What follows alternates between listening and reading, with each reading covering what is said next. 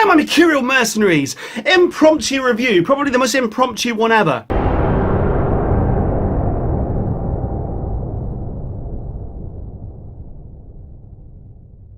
I pulled on this t-shirt, came into this room, I have not thought of anything to say. When I said I pulled the t-shirt on, I've done something that this band routinely does that I'm not too happy with. Iron Maiden tend to wear Iron Maiden t-shirts on stage. They've always done it. It's something that Iron Maiden does. I have to accept it. I have accepted it. It's a little bit odd. We are going to listen, my mercenaries, to Seventh Son of a Seventh Son by Iron Maiden. Now, this, I warn you straight away, is going to be a difficult one for me because this is in danger of becoming purely a karaoke session. If you're expecting something other than this album being played with me talking and singing over the top, then move on. Move on. But let me just say now, this isn't a first impression. This is a really important album to me, and it's an album that I believe to be one of the greatest albums of all time. I'll say that right now. Seventh Son of a Seventh Son by Iron Maiden. The 7th album by Iron Maiden. And probably accepted to be by the vast majority of people the kind of final album in the classic run of albums that Maiden had during the 80s. You had Number of the Beast and Peace of Mind, Power Slave, Somewhere in Time, and Seventh Son of the Seventh Son. This is the classic lineup.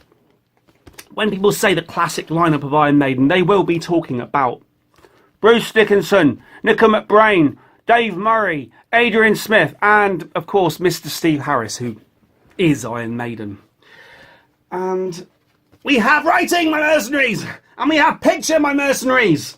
But it's the album, the vinyl is black, and we're going to put the first side on, and we're going to listen to Moonchild starts the album off.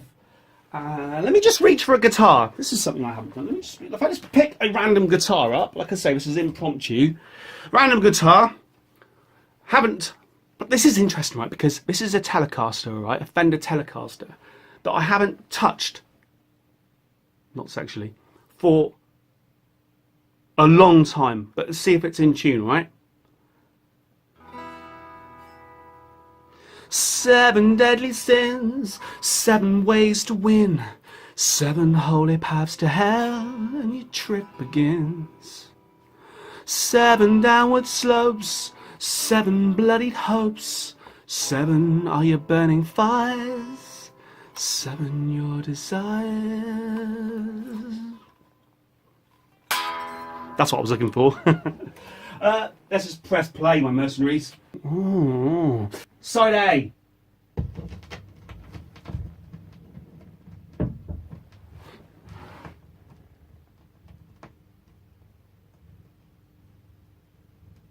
Seven deadly sins, 7 ways to win, 7 holy paths to hell, and your trip begins. 7 downward slopes. This was my first real experience of Bruce Dickinson's voice. This was it. I was coming from a place of listening to the likes of Aha, and that's not a bad thing. That's not a bad thing. But if you're into pop vocals, then Bruce Dickinson was immediately an acquired taste.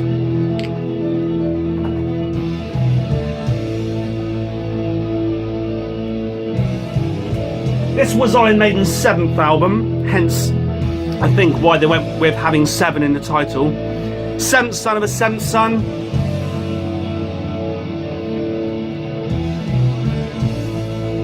Kind of like a myth, folklore, that the 7th Son of a 7th Son will have the magic eye, the power to see into the future.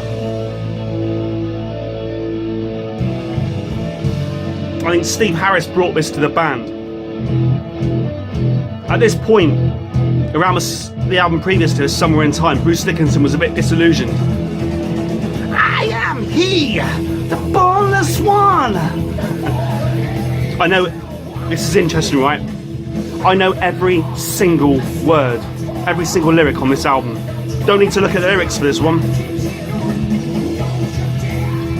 Steve Harris mentioned this idea of seventh son of a seventh son, and Bruce Dickinson took it and ran with it, and this became a very loose concept album. And with Bruce Dickinson fully back on board, this classic lineup of Iron Maiden produced what for me is their greatest album. You ask an Iron Maiden fan what their favourite album is, it could be a variety of things. It usually turns out that it's the first album they listen to. This really was my first experience of Iron Maiden. And I'm glad, because it's absolutely fantastic.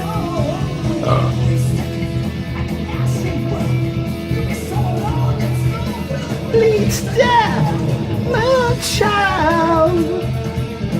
Hear the mandrake scream. Yow! You'll find that Bruce Dickinson he's known as the air raid siren. It's because he has a strong, powerful, high voice. I think he's one of the greatest singers of all time. I have been known to say he is the greatest singer of all time. Similarities to Ian Gillan, Deep Purple. In fact, I think Ian Gillan was one of Bruce's heroes. So, mainly the vibrato on his voice. Bruce probably has the most distinctive vibrato. If you're not an Iron Maiden fan, as you listen to these songs, you'll pick up on it. It's quite fantastic. A couple of guitar players at this point in Iron Maiden: Adrian Smith, Dave Murray.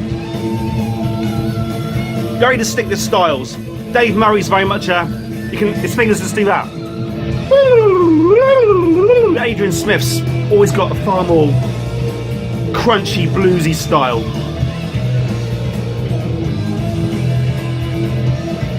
The drumming, Nico McBrain. Nico McBrain is like an octopus, and he has his drum kit set up to match. You can't see him. He's absolutely surrounded by racks and racks of toms. One more dies and one more lives. One mother grieves and all the sins. And none I'll give. This was 1988, this album was released. An accompanying tour video released, made in England, where probably all the songs were played too fast. And around this era, although the albums were absolutely grade A classics, Bruce Dickinson's voice was shot. And I'd say it was shot on Live After Death as well, Maiden fans, but I loved all the albums from this period and all the live videos from this period. Fuck it. Absolutely classic.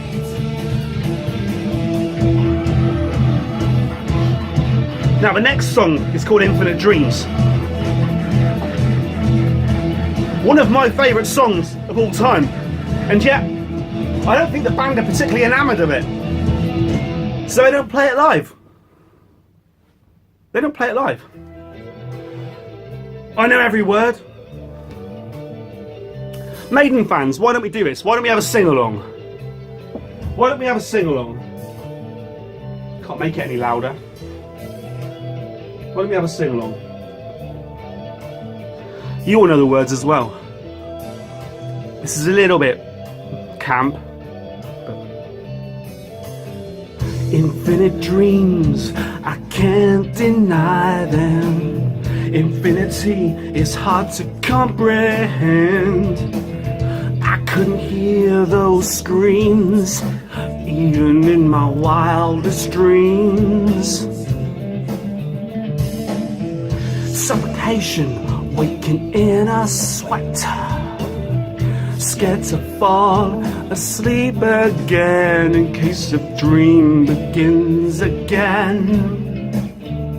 Ow! He doesn't do an owl there. someone chasing, I cannot move. Standing rigid, a nightmare statue. What a dream, when will it end? And will I transcend? It's impossible to sing like him. Restless sleep, the mind's in turmoil. One nightmare ends, another fertile. It's getting to me, so scared to sleep. Scared to wake now, in too deep. Even though it's reached new heights, I rather like the restless nights. It makes me wonder, makes me think there's more to this, I'm on the brink. It's not the fear of what's beyond, it's just that I might not respond. I have an interest, almost craving, would I like to get too far in? Can't be all coincident, too many things are evident. Tell me, you're an unbeliever, spiritualist. Well, me, I'm neither. Wouldn't you like to know the truth of what's out there, to have the proof and find out just which side you're on? Where would you end, in heaven or in hell?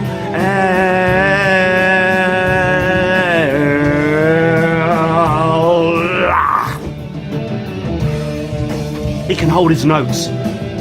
Anyone who knows Hallowed Be Thy Name, the way Bruce Dickinson holds a certain note in that song, he just holds it, holds it, and holds it to the point of no return.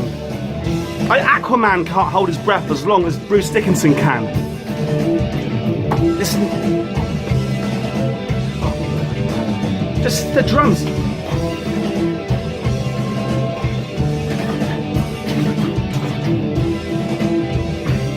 Nick McBrain plays riffs on the drums.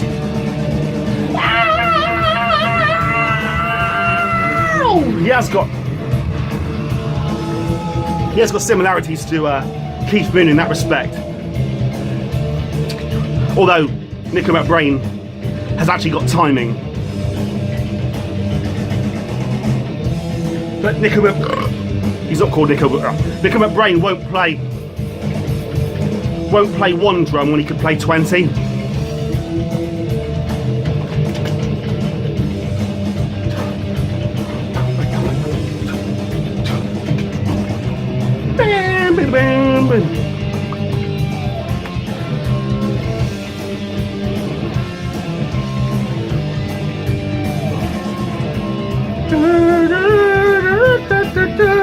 This is the first Iron Maiden album with keyboards on it. I'd used guitar synths before. This is the first album that had pure keyboards on it. Very dated keyboards, even at the time. But they work.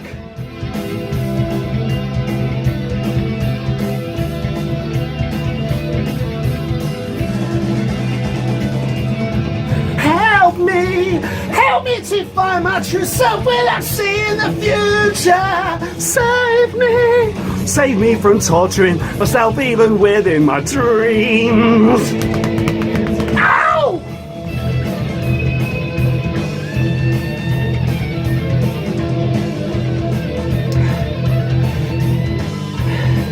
6%.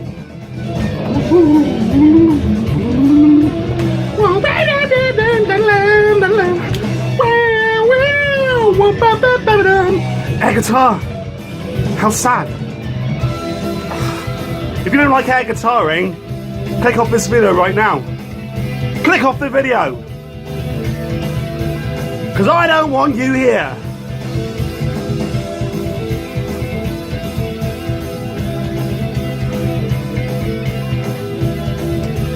My favourite lyrics of all time now.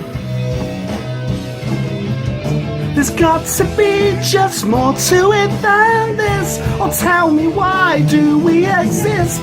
I'd like to think that when I die I get a chance another time, and to return and live again, reincarnate, playing the game, and again, and again, and again, and again.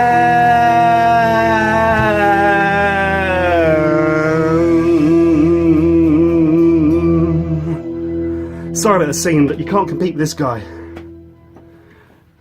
Big single now.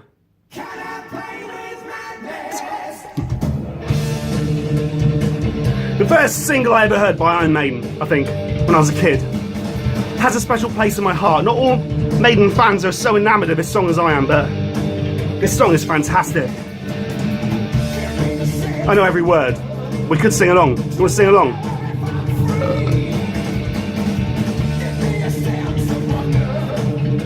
To know I can be me. Give me a strength to hold my head up, spit back in their face. Don't need no key to unlock this door. Gonna break down the walls, break out of this madness. Can I play with madness? The prophet stared at his crystal ball. Can I play with madness? There's no vision there at all. Can I play with madness? I think Adrian Smith enjoys singing this chorus. Can I play with madness? That was backing vocals then.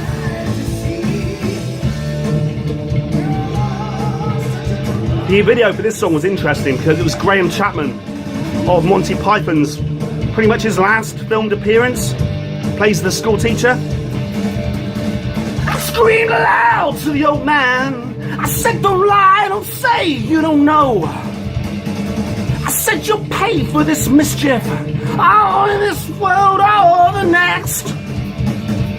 And then he fixed me with a freezing glance, and the hellfires raged in his eyes.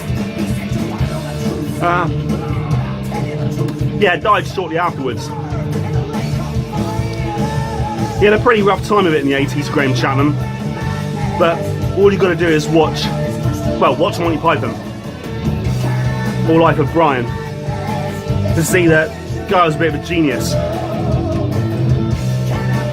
But some of the genii at the time had rough times. Graham Chapman, Peter Cook. Going back historically, Tony Hancock. Listen to me, said the prophet.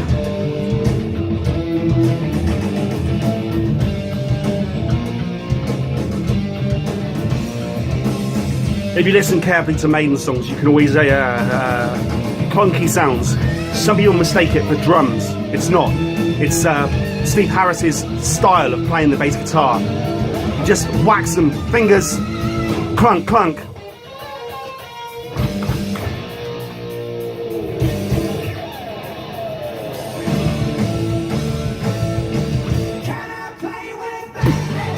The prophet stared at his crystal ball. Can I play with madness? There's no vision there at all. Can I play with madness? The prophet looked at me, laughed at me. Ha! He said, can I play with madness? You said you're blind, too blind to see. Can I play with madness?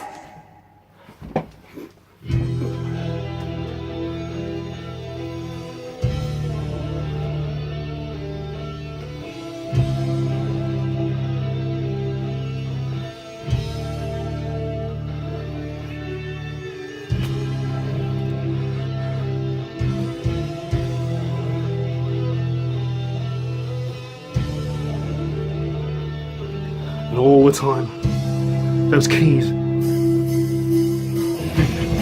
Gallop. Iron Maiden are known for the gallop of the drums. Love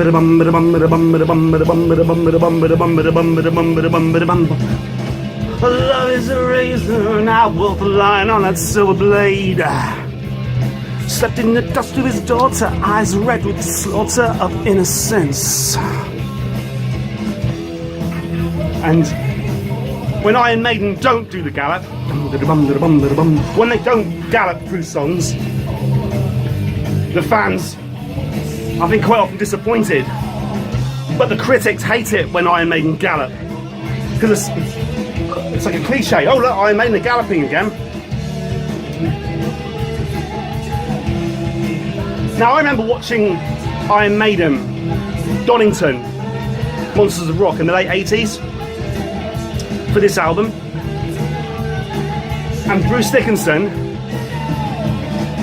messed up going into the chorus of his song. I distinctly remember, I think I recorded it off the radio at the time. I had it, it existed. When I've listened to recent versions of Iron Maiden at Donington, it's not there. Can any of you guys explain that? Was it a bit of tomfoolery in the edit? Circle of fire, my baptism of joy at an end it seems. The sent lamb slain in the book of life opens before me.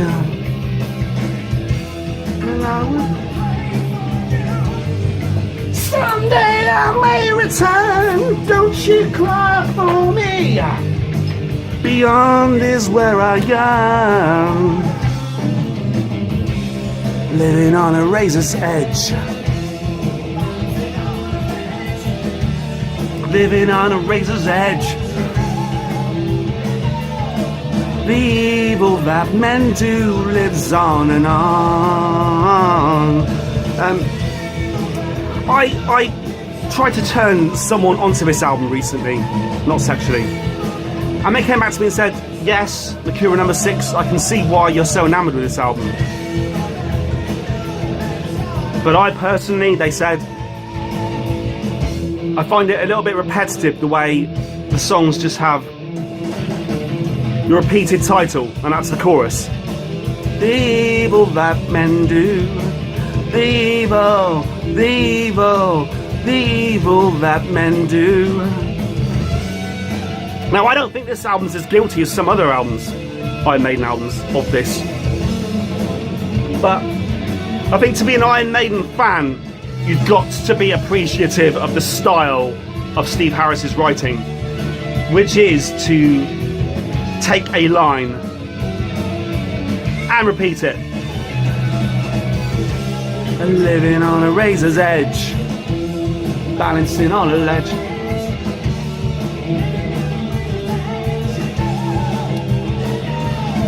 The evil that men do lives on and on.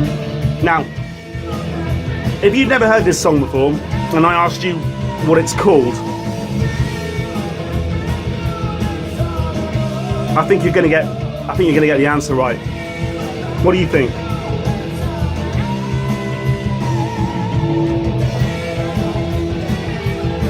Oh, the guitars in the background there.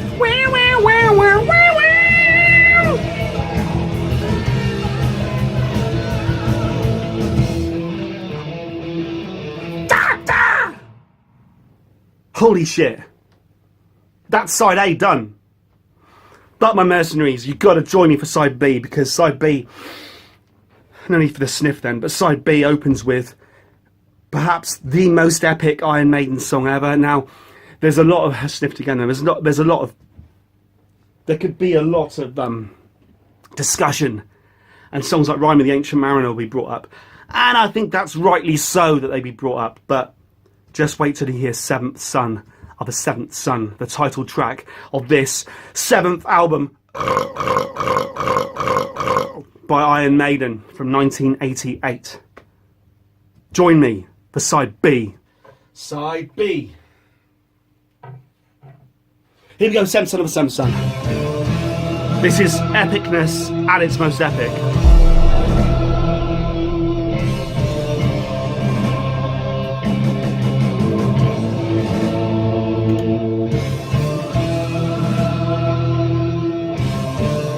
The artwork for this album by Derek Dr. Death Riggs. Interesting guy. Like I've said in a whole video that I've put out there about the cover art of Iron Maiden, he's an interesting guy. He's out there. He could well be watching this video right now, singing along.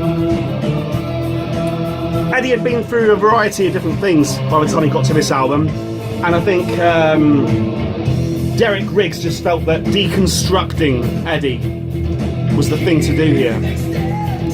Brothers, them all the sons divided they fall. Here awaits the birth of the Son, the 7th, the heavenly God. No one can go as high as this guy. We all have to sing in the lower register, I think, my mercenaries. We can't compete with Bruce Dickinson, the air raid siren, can we?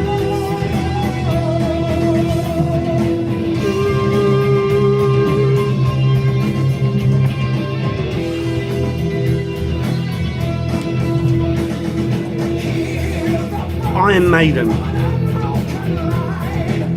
do a long, epic song. Probably better than any other metal band. And I'm going to say this might be the greatest one.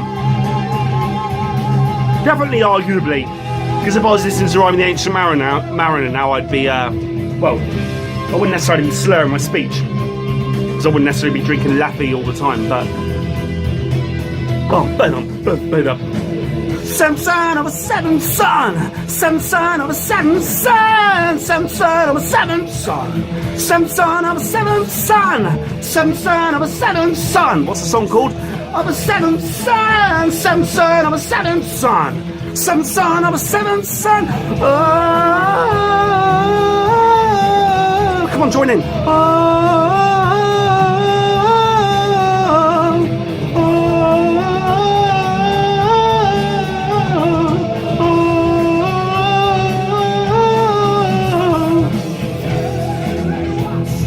Progress he makes, the good and the evil, which path will he take?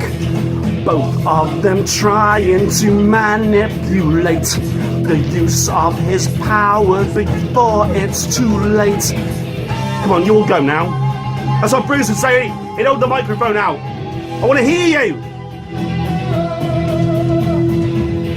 Scream for me, Long Beach. What's the song called again? Remind me. Son! Son! Some son of a seventh son! Some son of a seventh son! Some son of a seventh son! Some son of a seventh son! Oh, I want to hear you all. Come on.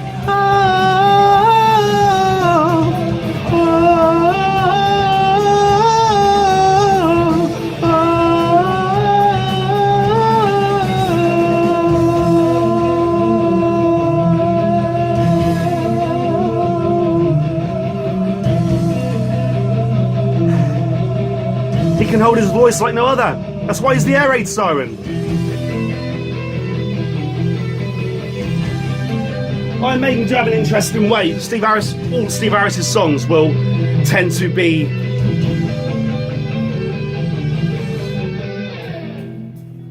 they sort of start and then they go down one, and then they go down another one, and they go back up to where they started. If you're a guitarist, you know what I mean.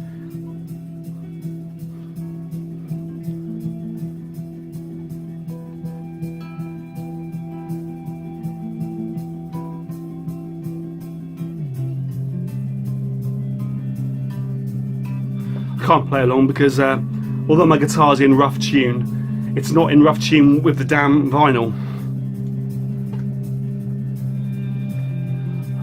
A little bit of volume pop there.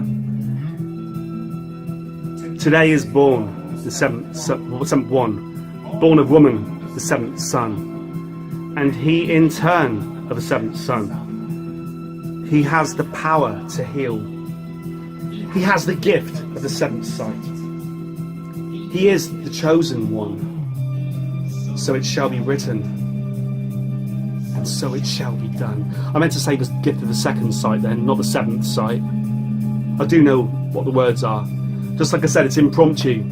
Anyone worth his salt would have listened to the album first, and then done the video, not just walked in and put Seventh Son of a Seventh Son on for the first time in years.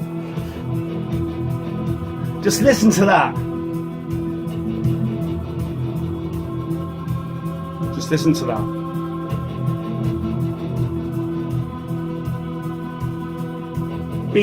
Iron Maiden being driven by keyboards with guitars added as texture.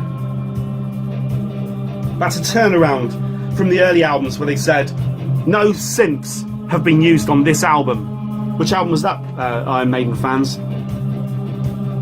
That was Peace of Mind, wasn't it? I think that was Peace of Mind.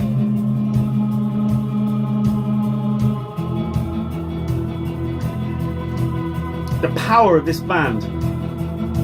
I quite often say the power of a band does stem from the quality of the drummer. And arguably, Nicky McBrain is was at this time the greatest drummer in the world.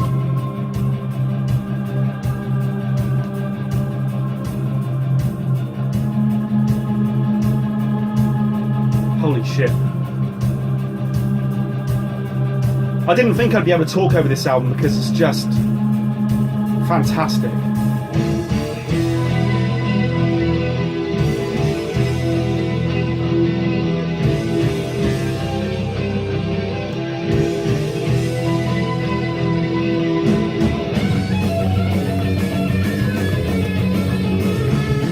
I saw Iron Maiden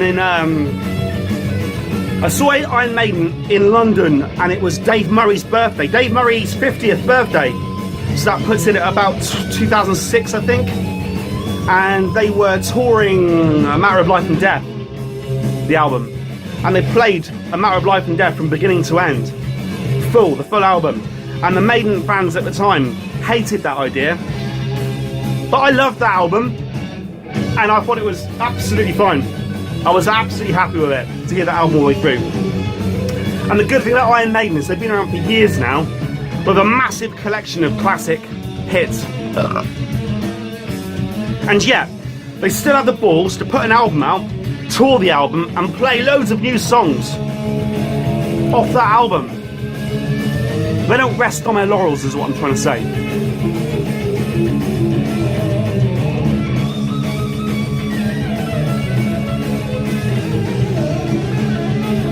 Nico McBrain, fantastic drummer. Two absolutely class guitar players. Steve Harris, possibly the best heavy metal bass player in the world. And I'm doing lots of superlatives here. But you tell me if I'm lying or not. And Bruce Dickinson. Possibly, I would say at this time, best singer in the world. These days, I wish Iron Maiden would tune down a bit. Just a semitone, a tone. Just tune down slightly, Iron Maiden, please. God, listen to that. This band has an ear for the epic.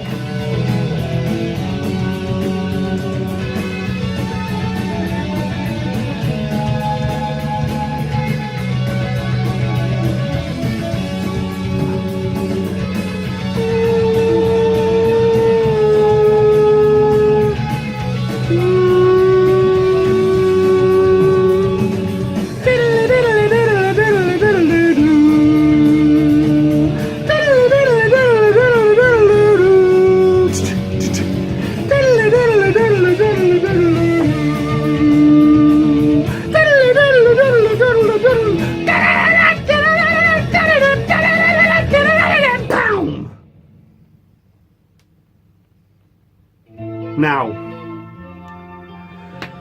possibly the song that is well renowned as being the weakest song on this album.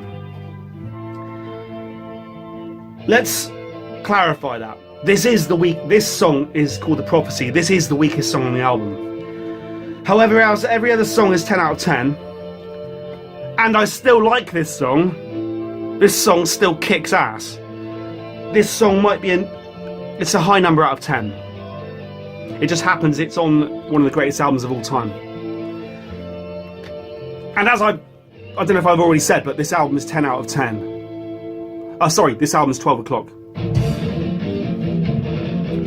Easily, it's easy, 12 o'clock. It's I don't even have to think about it. It's an easy. And in fact, even though this song gets a bit of stick, listen to Bruce Dickinson's vocals on it. They are fantastic.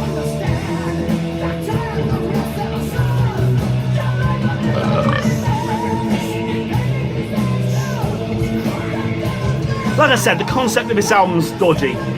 In the same way as Sgt. Pepper's Lonely Hearts Club Band is a concept album.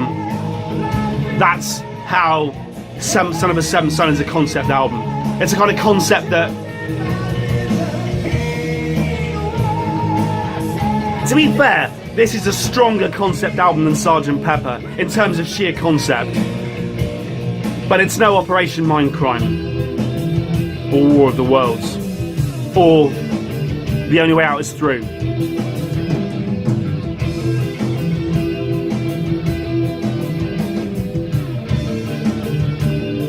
Funny enough, I think this is the perfect Iron Maiden album and the best Iron Maiden album, but Adrian Smith, let me just check I'm getting this right. Yeah, Adrian Smith left the band after this album. In fact, after this album, Bruce Dickinson made a solo album, Tattooed Millionaire. And then Bruce Dickinson formed a band to tour Tattooed Millionaire. And if you ever get the chance, watch Dive Dive Live. Great tour video. And so Iron Maiden needed another guitarist, a new guitarist. So we took Bruce Dickinson's guitarist, Yannick Gers. So for the next couple of albums, what are we thinking now? No Prayer for the Dying, Fear of the Dark. The band had Yannick instead of Adrian Smith. To their detriment. To their detriment. And that was the end of the classic lineup of Iron Maiden. Until today, funny enough, it's a long story involving Blaze Bayley. But with A Brave New World in the early noughties, year 2000 maybe, was it? The classic lineup, this lineup, came back. But Iron Maiden didn't fire Yannick Gers, so he's still in the band to this day. So to this day, you now have this lineup with Yannick Gers. And Yannick's there to really throw his guitar around his shoulders and play really sloppily.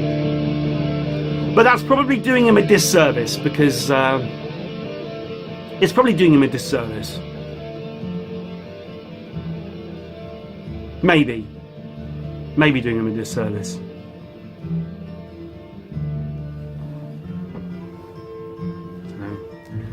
See, how much can you hate this song? Listen to this outro.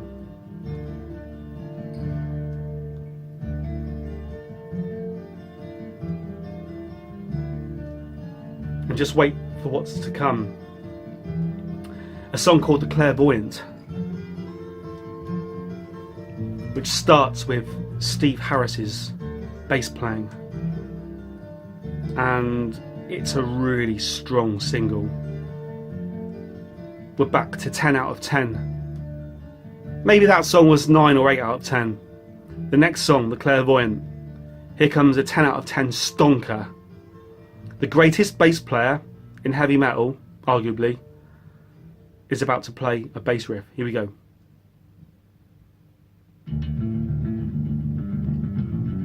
Listen to how uplifting the way this song starts is when everything comes in.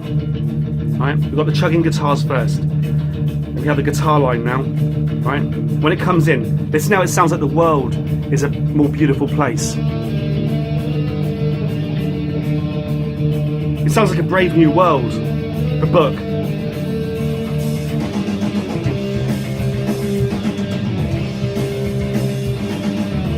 I love how Nico plays with the guitar riffs. Sorry, he's playing the ride. I love how he plays with the riffs, like Keith Moon used to do. But like I say, 1,000 times better than Keith Moon. Because he's got timing. Feel the sweat break on my brow. Is it me or is it shadows that are dancing on the walls? See, the thing is, when I'm struggling to sing the notes, it's a little bit like Brucey is sometimes. Just tune down slightly, guys.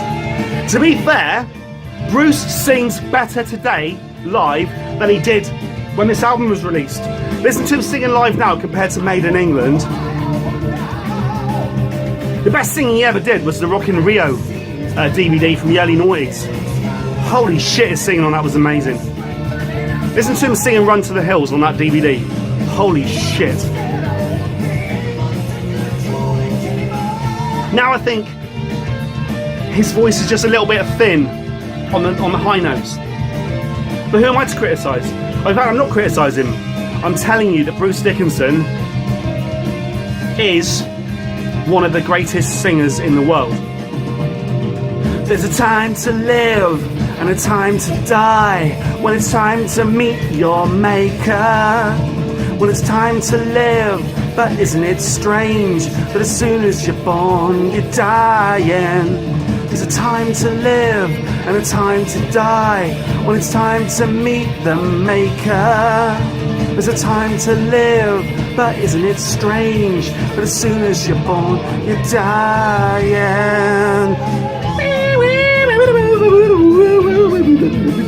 I've been inspired by that little change in, whatever you call it, key or tempo, whatever it was then. I've used that a few times in my own songs, just going all really tweet, like that. The song goes from, there's a time to live and a time to going, woo. Bits like that. Watch how it changes back again. Just by looking through your eyes, he could see the future penetrating right in through your mind. See your truth and see your lies. But for all his power, couldn't foresee his own demise. I love that. This is about Clairvoyant. But for all his power, he couldn't foresee his own demise. And I love, if you listen to that little section again, Bruce Dickinson seems to me like he's purposefully singing slightly out of tune, and it makes it. When it's time to meet the maker, there's a time to live, but isn't it strange? But as soon as you're born, you're dying. Key change. The time to die, it's time to meet the maker. There's a time to live, but isn't it strange? But as soon as you're born, you're dying. Here we go. The sound of joy. And be reborn again.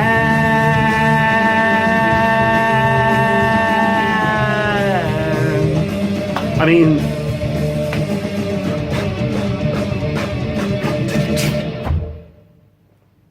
except they didn't whack their chair against the vinyl at that last moment. Last song, my mercenaries. Another, I just love how uplifting this album sounds. Can you not hear that? It's just fantastic. Then the lyrics. The demon in your mind will rape you in your bed at night. The demon in your mind will rape you in your bed at night. After I just said it was uplifting. Time, it waits for no man. Time, it waits for no man. I'm always complaining about how little time I've got.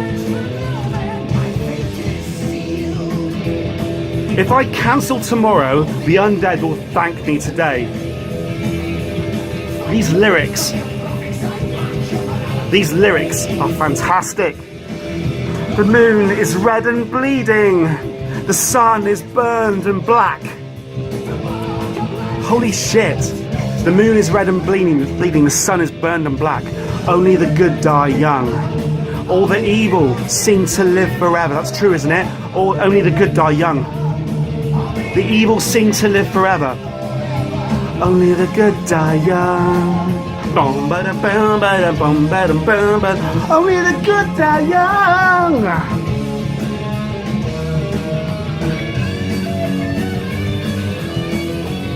I can usually tell which guitar player is playing.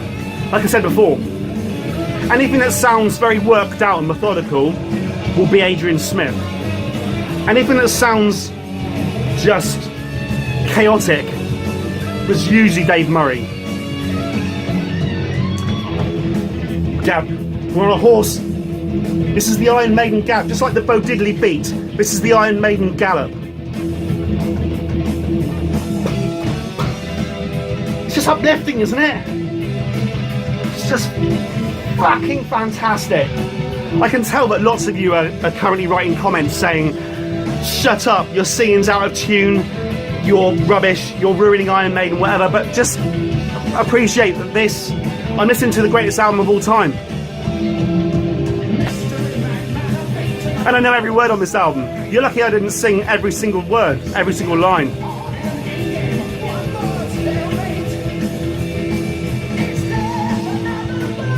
A way to kiss your dreams goodbye. Do the undead live within us? And look through our eyes. Holy shit! Walking on water. A miracle is all you can trust.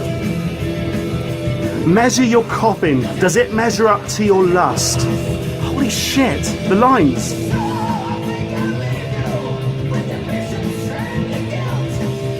So until the next time, have a good sin. Only the good die young. All the evil seem to live forever. Only the good die young. All the evil seem to live forever. Only the good die young. Only the good die young.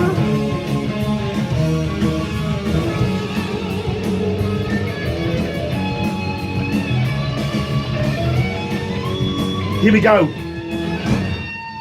A rock ending by Iron Maiden. There's not a lot of these on album.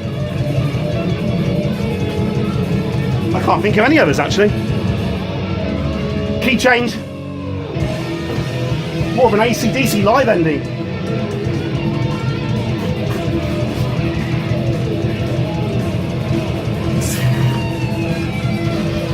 My feet are going, my mercenaries.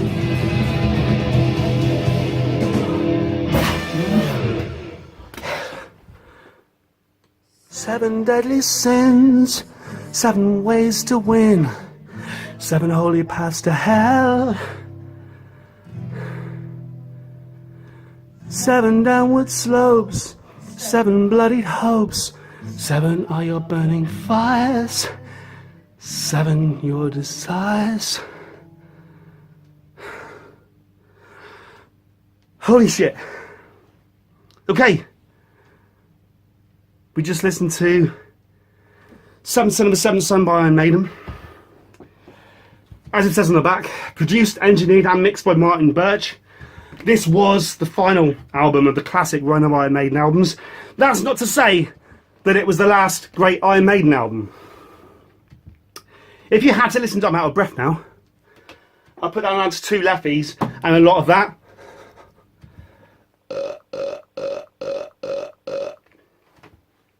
If you had to listen to an Iron Maiden album after this one, I would strongly suggest giving A Matter of Life and Death a little bit of a whiz through.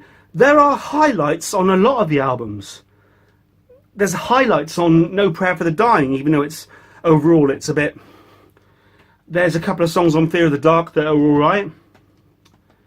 But A Matter of Life and Death. If you want to experience any other Iron Maiden though, I would suggest you go back in time, not forwards. If you couldn't do any worse than listen to Iron Maiden, Killers, Number of the Beast, Peace of Mind, Power Slave, Somewhere in Time, and 7th Son of a 7th Son.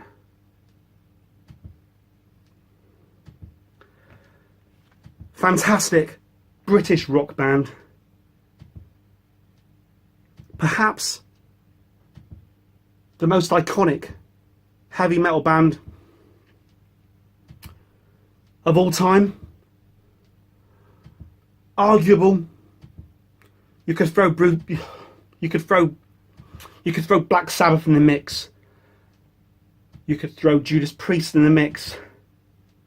You could throw in Metallica, but you can't go far wrong with picking Iron Maiden.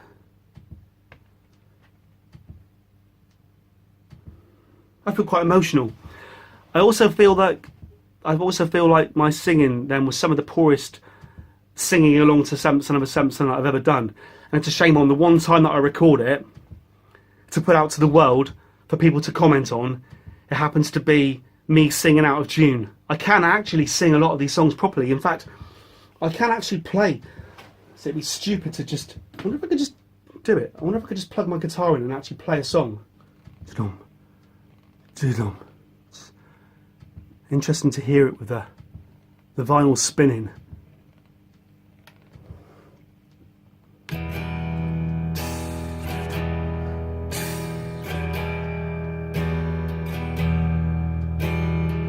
Infinite dreams, I can't deny them. Infinity is hard to comprehend. I couldn't hear those screams, even in my wildest dreams.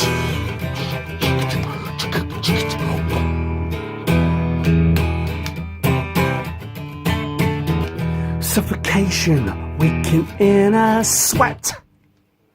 Scared to fall asleep again in case the dream begins again. I should have tuned. So much chasing, I cannot move. Standing rigid, a nightmare statue.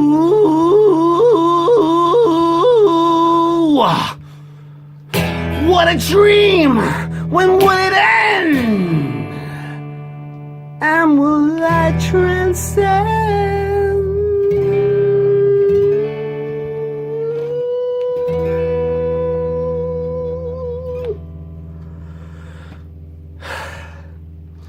Yeah, probably best I don't plug an untuned guitar in with a dodgy cable and no microphone and just sing. Probably not for the best. I would just like to say, my mercenaries, if any of you have watched this far, and probably you haven't, thank you for watching, and that was a special album to me. If you want any more, you know, like this, rather than first impressions, then let me know. And if you hated every second of that, I suppose, let me know. But just do it with a bit of decorum. Thank you. Over and back.